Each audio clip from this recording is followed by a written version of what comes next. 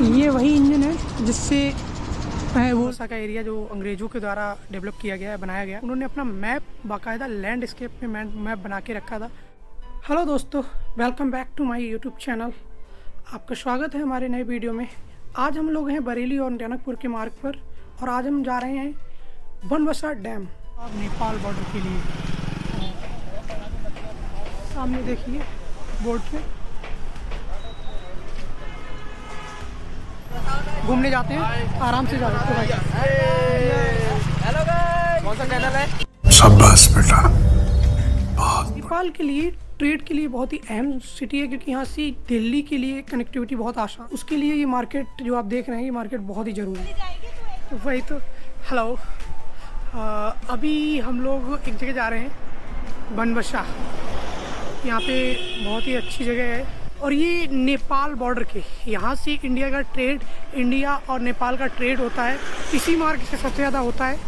और ये सिटी पड़ती है टनकपुर का ही पास में ही सिटी पड़ती है बनबसा, और ये चंपावत ज़िले में आता है। यहाँ पे ये जो भी लोग देख रहे हो, ये ज़्यादातर नेपाल से लोग आ रहे हैं यहाँ पे अपने कुछ सामान लेने। सिटी में सामान पास में पड़ती है सिटी, तो सामान लेने के लिए यहाँ आ जाते हैं। और अब हम लोग थोड़ा शॉर्टकट लेंगे जंगल के रास्ते से, और ये जंगल में हम लोग जा रहे हैं कुछ खतरों से खेलने के लिए। नहीम और सोनू भाई आगे निकल चुके हैं, दोनों लोग। आपको एक दरगाह शरीफ है यहाँ पे, बहुत ही पानी में है, तो उसकी हाजिरी करवाएंगे। और ये बनबसा के पास में हमें लोगों को अभी एक गोदाम मिला। पहले जो अंग्रेज ब्रिटिश राज था, उस टाइम पे अंग्रेज इसको गोदाम की तरह यहाँ पर माल स्टोर करने के लिए अपना यूज़ करते थे। ज़्यादा अगर माल भारी हो तो ऐसी लाइन पटरी भी यूज़ करते थे। देख रहे हो भाई, वो लोग दिमाग तो अल्टीमेट लगाते थे। उस गोदाम से वो गोदाम है, और ये थोड़ा नेपाल के एरिया के पास का एरिया है। रिमोट छोटे छोटे घर हैं, काफ़ी ज़्यादा विलेज, और नेपाल बॉर्डर के पास में है। ठीक है, ऐसे स्टोर गोदाम होते थे, लॉक हैं सारे। और अंग्रेज लोगों ने देखिए क्या क्या बनाए थे यहाँ पे। और लेकिन भाई जब से आया हूँ एक चीज़ तो देख रहा हूँ कि यहाँ पे मोस्टली 70% लड़कियाँ और लेडीज़ ही सामान खरीदने आ रही हैं अपने इंडिया में, और साइकिल से ही ज़्यादातर। मोटरसाइकिल तो बस 30% मुझे चीज़ें दिख रही। बट इसका मतलब ये मत सोच लेना आप तुम तैयारी करके कि हाँ लड़कियाँ बहुत ज़्यादा हैं, चलो नेपाल निकलते हैं। तो ये पटरी देखो, पूरी यही पटरी वहाँ पे थी, और वहीं पे से अभी भी जा रही है, पूरे बनबसा में घुसी हुई है। अब हम लोग शारदा डैम पे आ चुके हैं, और शारदा डैम की बात करूं तो ये हमारे उत्तर प्रदेश और उत्तराखंड दोनों के लिहाज से काफ़ी अहम है, क्योंकि यहाँ से ही ज़्यादातर सिंचाई का पानी इसी नदी से बहुत नदियों को प्राप्त। हाँ भाई, इस वक्त हम लोग हैं नेपाल और इंडिया के जो एरिया, उन एरिया में सबसे बड़े डैम पे और सबसे खूबसूरत डैम पे। नदी की अगर शारदा नदी की बात करूं तो इसकी लगभग लंबाई 480 किलोमीटर की जो है। और अभी काफ़ी अच्छा व्यू है, देखा कितनी दूरी तक फैली हुई नदी है शारदा नदी। इसको काली नदी भी बोलते हैं, और नेपाल साइड में इसको महाकाली नदी। इसकी लंबाई देख रहे हो लगभग 2 किलोमीटर है ये इस पुल की। ये नेपाल के लिए आगे काफी पतला रास्ता है। ये गेट, ये वही इंजन है जिससे वो लाइन की जो पटरियों पे यूज हो रहा था, सामान ढोने के लिए काम में आता था। ये छोटा सा इंजन, छोटी सी ट्रेन की पटरी।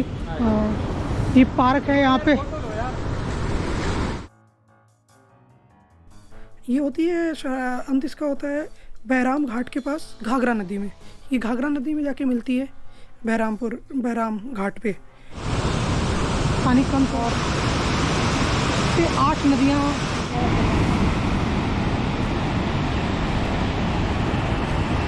वहाँ से हम लोग चले आए हैं महाराज से।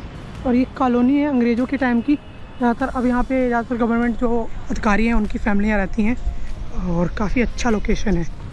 क्योंकि पार्क के लिए हम लोग जा रहे हैं, और पार्क में पहुँचने वाले हैं बस।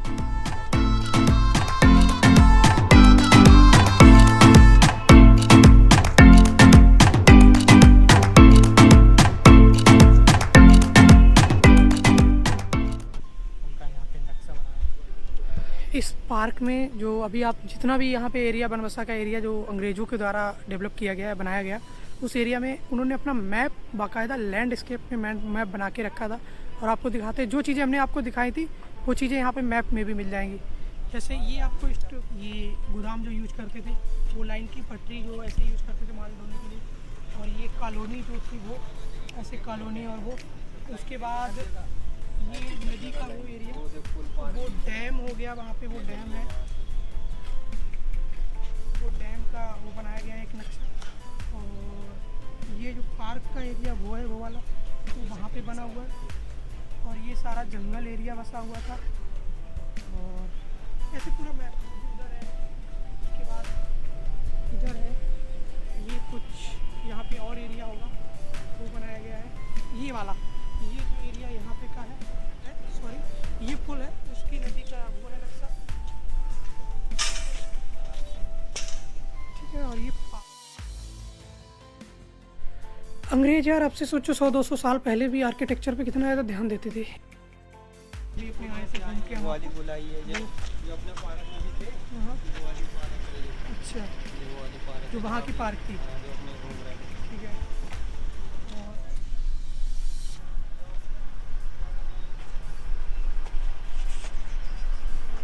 ये ऊपर चढ़ते जा रहे हैं भाई इस पार्क के,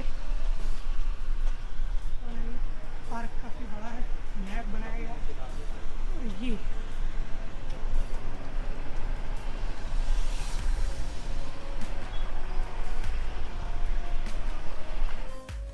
लेकिन वहाँ सामने देखो यार, मज़ा आ रहा है, चलो वहाँ चलते हैं। हजरत सैयद वली बाबा की मज़ार है यहाँ पे।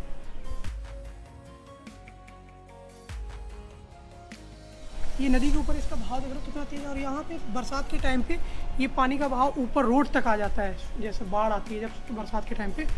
लेकिन फिर भी ये दरगाह शरीफ में कुछ नहीं होता है। और दरगाह शरीफ ये पीरो बली का करम है कि ये नहीं, इनको जैसा का तैसा ही। और ये बहुत पुरानी दरगाह है और अभी भी वैसे ही खड़ी हुई है अपने।